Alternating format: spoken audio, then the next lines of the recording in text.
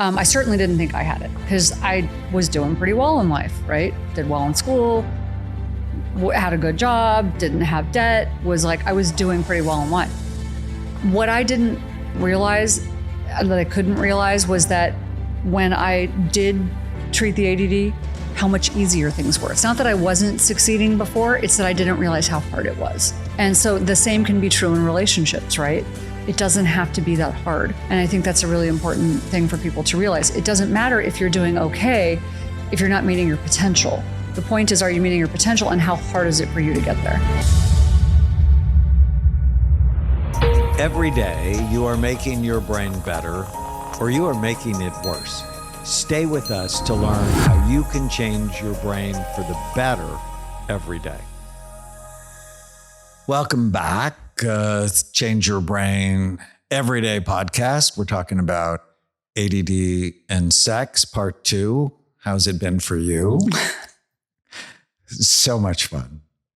I'm here talking with my favorite person about my favorite topic. So I love you so much. Thank you for being my partner. Can we get personal? We haven't been? What else are you going to say? I want to talk about, and you wrote about this in The Relentless Courage of a Scared Child, that when you were in your 20s, you had thyroid cancer. And then you got really depressed, in part because you had thyroid cancer, but they also didn't replace your thyroid quickly enough. Yeah, no, I wanted to die. And you wanted to die. And you went to UC Irvine and saw a resident, and he put you on Prozac. And it was almost ruined my life. Almost ruined your life. And I want to, before you tell the story, I want you to tell it. There's a teeter-totter in your brain with serotonin and dopamine. When serotonin goes up, dopamine goes low. And when dopamine goes up, serotonin goes low. So if somebody raises dopamine with cocaine, they get more obsessive, which is what happens when serotonin goes low. When the doctor gives you an SSRI, that raises serotonin and it takes dopamine and it lowers it. So it takes people who have ADD and it makes them more ADD. And so a lot of times women who have ADD or men who have ADD, because of the circumstances in their life, they get depressed. And now it's common practice. Everybody who's depressed ends up on an SSRI.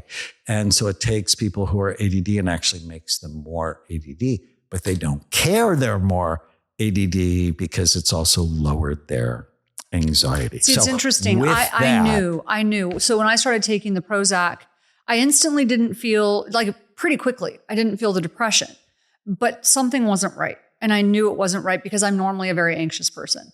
And so the anxiety in my life is what kept me out of trouble. Even though I have ADD, I can acknowledge now, looking back at my life, maybe I had ADD, but I was actually a good student. I didn't get in trouble. I was a very anxious person. I show up on time. I'm not that person. And that anxiety was suddenly, the brakes were off and I didn't have the anxiety. That's what I noticed, was I didn't have the anxiety. And now, now I understand it. I didn't understand it then. What was happening when I met you, you actually said to me after looking at my scan, you're like, Prozac probably would never be a good drug for you, without knowing my past. And I was like, wait, what? Whoa. Because I had taken Prozac and it almost ruined my life. So then I wanted to know more. Because you made impulsive decisions. Because it dropped my frontal lobes more and it took away my anxiety. So it made me more impulsive and got rid of the anxiety. So I made, thank God I recognized it. The doctor actually, when I told him, I don't feel like myself, this doesn't feel right. He's like, you need more of it. It takes time and let me increase your dose. So that was his brilliant move, was to increase the dose. And I waited longer. In the meantime, I was making decisions that were crazy for me. It's not like me. And so I ended up on a dare in Costa Rica with nothing. And it's stupid And what stuff. did your mother say when you said, I called her because I was supposed to be at work, and she goes, I said, I need you to do something for me. And she goes, well, where are you? And I go, I'm in Costa Rica. She goes, you mean Costa Mesa? And I'm like, no, I'm in Costa Rica. She's like, the country? She thought I got sex trafficked. It was really bad. So like, I was just doing stupid stuff and just getting myself into trouble and saying things. And I can remember looking back and going, that's where shame came in, because I would never normally say things like I said, or you know what I'm saying? And I'm like, that's when I realized this doctor's not listening to me. And I don't recommend you do this. If your doctor's not listening to you, get a different doctor. I took myself off of it cold turkey. Probably not a good move, especially for someone who had been really, really depressed. Well, one of the benefits of Prozac, its half-life is 6 weeks. And so if you would have taken yourself off Paxil cold turkey, you'd have had the flu. You'd have felt awful. Yeah, I don't remember feeling bad. Up. Prozac is one of those medicines when you stop it, and don't stop it unless you talk to your doctor, but when you stop it, people generally don't have bad withdrawals. Yeah. So thank goodness I wasn't on it for years, because I think that I could have ruined my life. It was months, not years, but it was not a good time in my life. And I think it's really important for people to understand that, because then someone else tried Wellbutrin with me, and it was great. Completely different response to it. Like wildly different. So tell them why. Well, how would you know unless you looked? No, why different? Why the difference between? Wellbutrin increases dopamine. That's how it works. So it's better for ADD. Prozac increases serotonin. Right. So for someone who's anxious, the Wellbutrin might have made them more anxious. But yes, that's one of the side effects. If they have OCD. If they tend to be overly anxious. And that did happen to me when they put me on too high of a dose. But when they put me on a low dose, it actually balanced me out. And like with glasses, to come back to that analogy, the dosages are different for everybody. Right. And it has nothing to do with height or weight. It's one thing that gets in the way of intimacy is rejection sensitivity syndrome, which is very common in ADD. People often, because of the impulsivity, they wear their feelings on their sleeves and are often very sensitive to not being noticed, very sensitive because they think they've done something wrong. And it's on top of years of perhaps impulsivity where they did things that got them into right, where they did feel like it was wrong. Into trouble. So if an ADD partner feels rejected, even over something small like not tonight, or I'm tired, or something like that, it can trigger shame or withdrawal, or even anger, I think sometimes is what you've told me. And the best way to handle it is gentle communication. Instead of, I don't feel like it, say, I love you and I want to be close. Can we plan for tomorrow? Right. Make sure that they understand that it's not about them. It's not personal, but rather it's something else. Even though it feels personal. Right? So you want to understand the ADD brain, that their emotional responses can be intense. So small rejections might feel bigger than they are. And that can also lead to cheating. Now, we haven't talked about this, but cheating is more common in relationships where one or more people have ADD or ADHD because of the excitement seeking, novelty driven, rejection, sensitivity, impulse, control.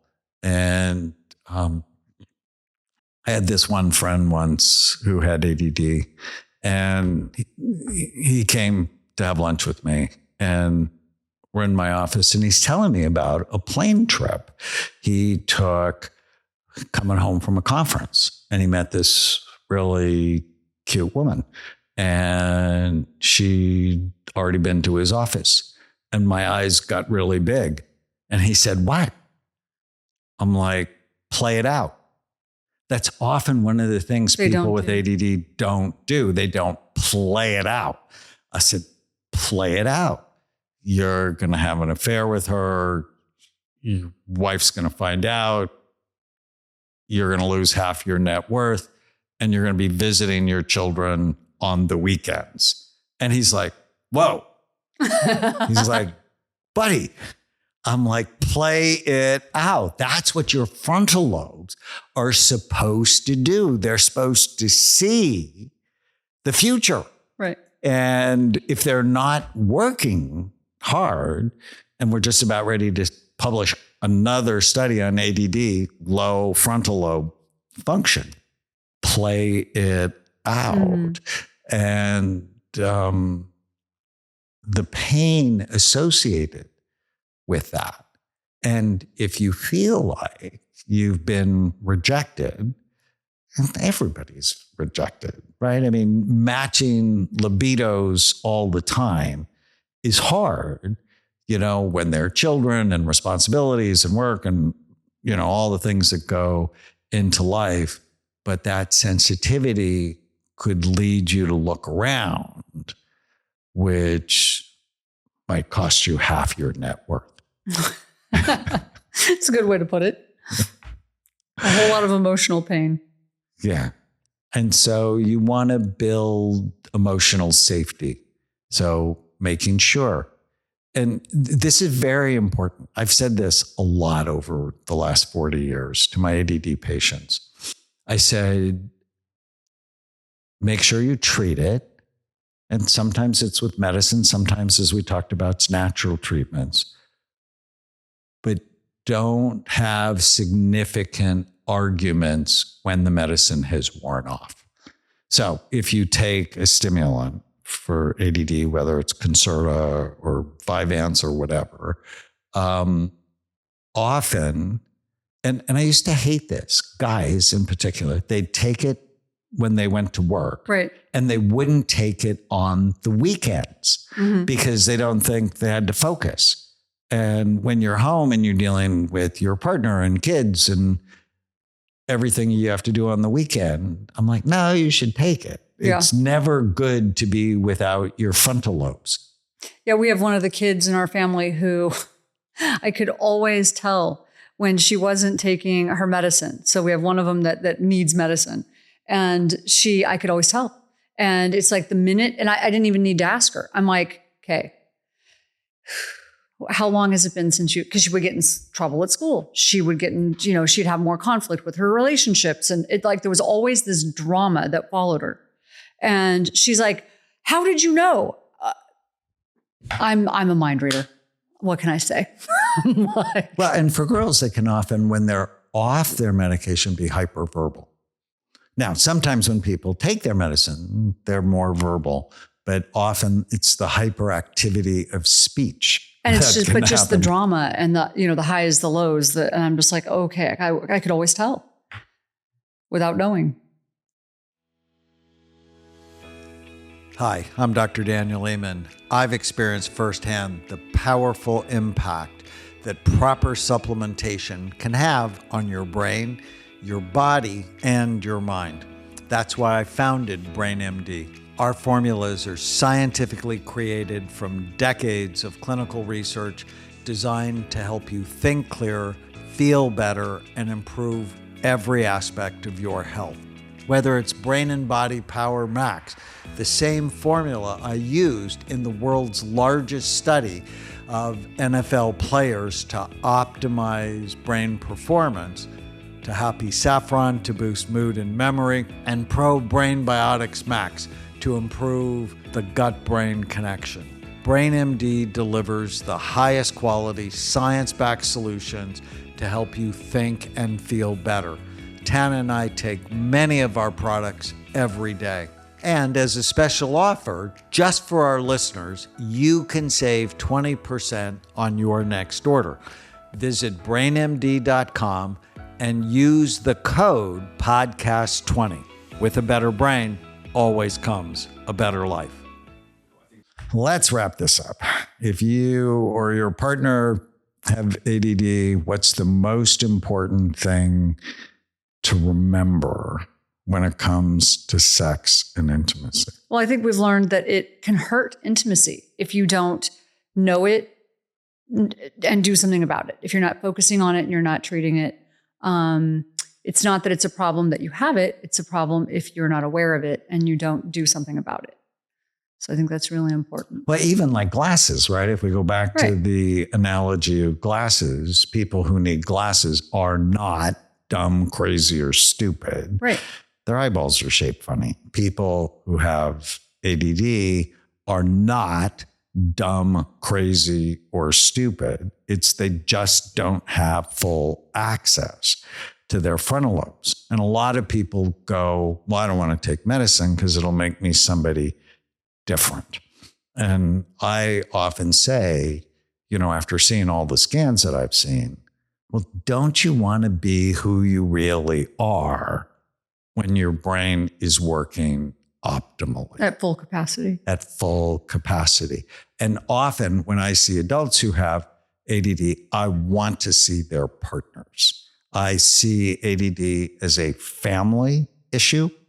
And I want to make sure the partner is not blaming everything in the relationship on that person's ADD, but also I need feedback because many people have ADD. They'll come, they won't come. In fact, I sort of made it the rule in my office. It's like we start on time and we end on time. Right. So if you're late, call me. Right. I've started because I'm like, I'm not going to run because you're dealing with ADD people. Right. Exactly. Right. Because someone they're not time sensitive, but they learn they have to be on time. Well, and that anxiety probably helps them a little bit. So I think one of the big ahas for me, because I didn't believe in ADD and I thought it was an excuse to fail and I thought it was, nonsense and whatever. All these people have ADD and, it's like this convenient bucket that everything falls into when something's not working in their life. That's how I used to see it. And then I think the big aha for me, I certainly didn't think I had it because I was doing pretty well in life, right? Did well in school, had a good job, didn't have debt, I was doing pretty well in life. So I didn't see that as someone that wasn't classic ADD in my mind. What I didn't realize, that I couldn't realize, was that when I did treat the ADD, how much easier things were. It's not that I wasn't succeeding before, it's that I didn't realize how hard it was. And so the same can be true in relationships, right? It doesn't have to be that hard. And I think that's a really important thing for people to realize. It doesn't matter if you're doing okay if you're not meeting your potential. The point is, are you meeting your potential and how hard is it for you to get there? Well, and I often say, I don't take broken people and fix them. I take awesome people and help them be more awesome. Right? And you've written a New York Times best-selling book. And you've written 8 cookbooks. Yeah, and my memoir. The Relentless Courage of a Scared Child, which is really what it's like growing up with a mom that has ADD, the relentless courage of a scared child and some of the craziness there. There's a very interesting statistic and why it's so important to recognize and treat this, because girls' teenage pregnancy is very high among untreated ADD girls. And over 100 years, because ADD is increasing in the population. And why is it? And there's a very interesting statistic. On average, a woman who has ADD has her first baby when she's 20, where girls or young women who do not have ADD have their first child at the age of 26. So think about that with me. Over 100 years, people have ADD will have 5 generations where people who don't have ADD will have 4. So all by itself, that is going to and then if you add in, the technology and food and all the other things that are increasing ADD. increasing the expression That's what, yeah. of ADD for sure. But with treatment, there is great hope. Now, sometimes, I'm not going to lie about this, treatment can cause problems. I scanned someone who was just a wonderful world leader who had terrible ADD. And when I treated her and activated her frontal lobes, she started having problems with her husband because she goes, oh, I want to see the books and I want to see how things are managed. And it just sort of upset the relationship because he was just fine running everything and not getting her input. And when she had more focus, that caused conflict. Now, I would say that's good conflict because you absolutely want to know what the books are like if your name's on the business. That sort of reminds me of when someone in the family gets treated for alcoholism and suddenly the entire dynamics of the family get changed. So this is a little different, but it still affects the whole family. It's the same issue. Concept. And that's why it's a family issue. Mm-hmm. And it's why I think of myself as a family psychiatrist. Like if you were with someone really unhealthy but you were figuring out how to make it work, even though you knew it was unhealthy, but you suddenly get treatment and now you're healthy or healthier. And then you're doing therapy, you get treated for all of this stuff. And now you're back with this person who's unhealthy. You might notice it a lot more. Yeah. So just to summarize, ADD is real. And when it's left untreated, it causes real problems. Now, we really talk about this. There's 7 types of ADD. And I always think their intimacy strategies are a little bit different for each of the 7 types. So maybe we can talk about that just for a second. So there's classic ADD or ADHD, short attention span, distractible, disorganized, procrastination, impulsive. To this one, add hyperactivity, restlessness. They need novelty in order to focus. And if you want to have great sex, take them to a scary movie. Scary movie, there's all sorts of dopamine associated with that. The sex will be wonderful and wild.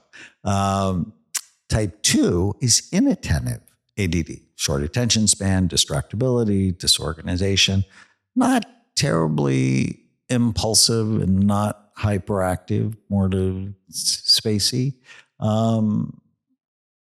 Scary movie might also do it for them. Type 3, over-focused ADD.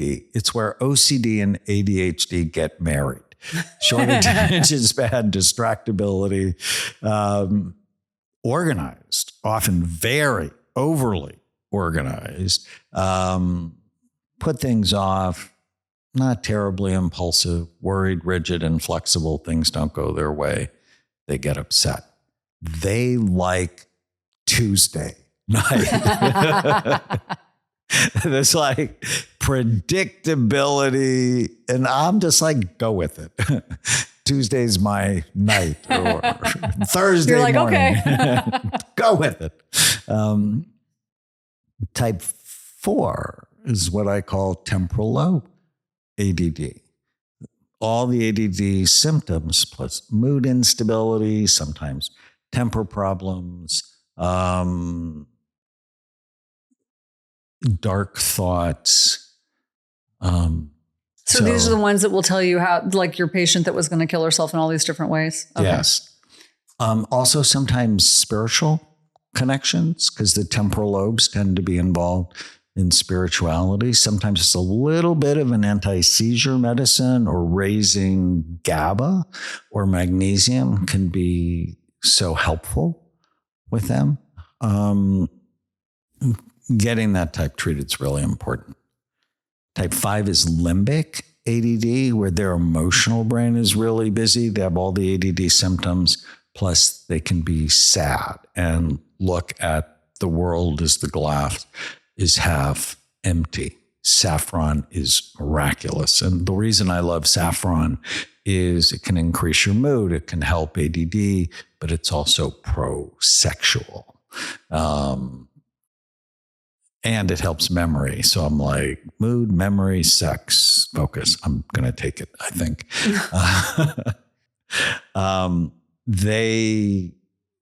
They crave connection.